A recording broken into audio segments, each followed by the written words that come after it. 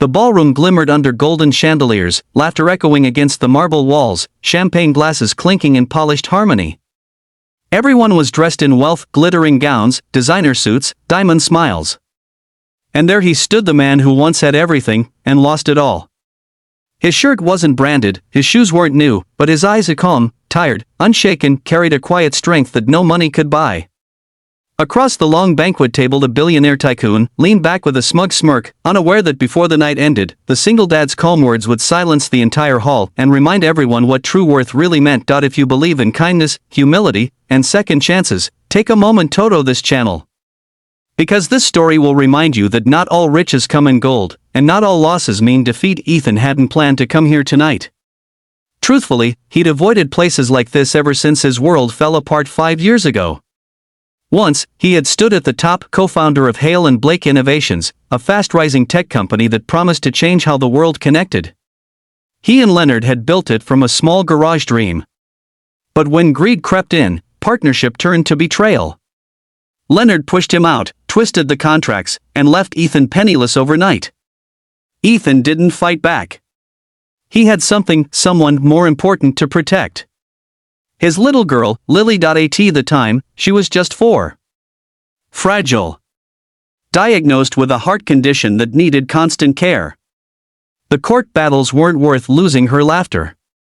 So, Ethan walked away quietly, signed the papers, and built a simpler life in the countryside. He found work fixing old computers at a local repair shop, just enough to keep the lights on and Lily's medication steady. Every night, after tucking her in, he would stare at the stars outside their window, wondering if she'd ever forgive him for not giving her the life she deserved, but Lily never blamed him. She would smile, the same smile that had kept him alive through every storm, and say, "Dad, we're already rich.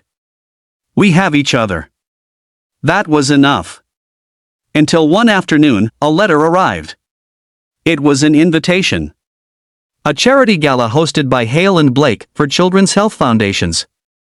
The irony wasn't lost on Ethan. His former company, built on his sweat and dreams, was now helping sick children. He almost threw the letter away. But Lily found it first. "Dad, look," she'd said, her little hands clutching the golden envelope. "It says they're helping kids like me. Can we go?" How could he say no to that smile? So here he was now, standing under chandeliers he once helped pay for, surrounded by faces that had forgotten his name. The room buzzed with laughter and success.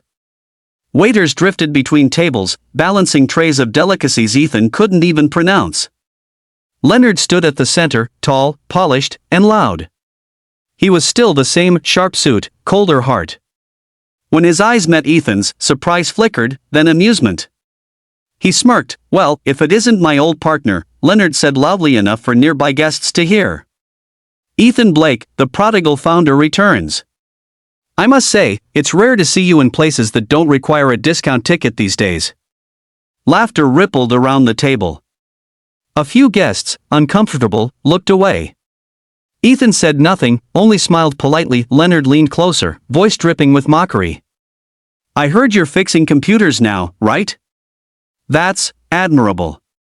From CEO to Mr. Fix-It. Tell me, Ethan, how does it feel to fall so far?" Ethan glanced at Lily, who was sitting beside him in a small blue dress she adored. She didn't understand the insult, only waved at the billionaire with innocent kindness. Ethan turned back to Leonard, calm and steady. "It feels like peace," he said softly. "Something you can't buy, even with your billions." The laughter stopped. A few guests exchanged looks. Leonard chuckled, forced and sharp. "Peace? You call that peace? Living off scraps, while others build empires?" Ethan's eyes didn't waver. "Empires fall, Leonard. But love doesn't. I may not have money, but I go home every night to someone who thinks I'm the richest man alive. My daughter." The table fell silent. The only sound was the soft clinking of a wineglass. Lily smiled shyly, holding her father's hand. A few guests looked touched. Leonard's smirk faltered, but pride pushed him to retort. "Touching story," he sneered, "but the world doesn't run on love, my friend. It runs on power." Ethan smiled faintly. Then maybe the world needs a reboot. The words hung in the air, sharp, calm, cutting. And for the first time that night, Leonard Hale had no reply. The gala continued, but something had shifted. Conversations around the table turned from arrogance to reflection. People began asking Ethan about his life, not out of pity, but out of genuine curiosity.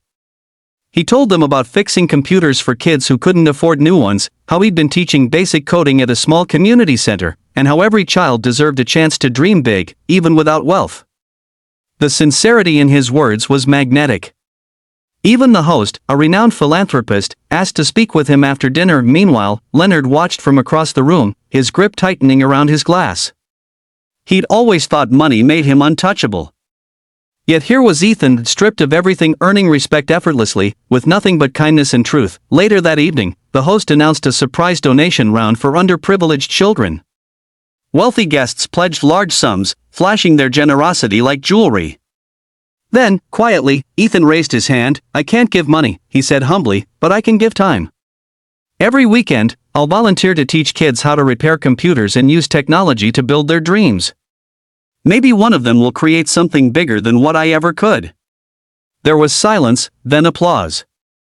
Real, heartfelt applause. People were moved. Even the host stood up, inspired. "That," he said, "is the kind of wealth we need in this world." Leonard sat frozen, his perfect smile cracking. The applause wasn't for him this time. It was for the man he had tried to bury. After the event, as guests began to leave, Leonard approached Ethan. His tone was different now, softer, uncertain. "You still remember me," he said awkwardly. Ethan smiled faintly. "Of course. You were part of my story. Just not the ending." Those words pierced deeper than any insult could. Leonard swallowed, the arrogance gone. I didn't know about your daughter," he muttered. "If you ever need," Ethan shook his head gently. "I don't need anything, Leonard. Just make sure what you build next actually helps people. Then maybe, someday, I'll be proud to have known you." Leonard said nothing more. He simply nodded, eyes glistening in a way no one had ever seen.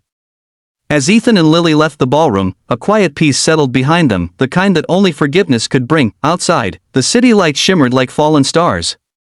Lily tugged on her father's sleeve. "Dad," she said softly, "you were amazing. Everyone was clapping for you." Ethan knelt down, brushing a strand of hair from her face. "I wasn't amazing, sweetheart. I just told the truth. And sometimes, that's all the world needs." She smiled, leaning into his arms. "Do you think that man will be nice now?" Ethan looked up at the grand building they just left. "I think he'll try," he whispered. "And that's enough." As they walked down the quiet street, a soft drizzle began to fall, catching the glow of passing cars. It was the kind of rain that didn't chill, it cleansed. Ethan felt something lift inside him. Years of bitterness, finally washed away.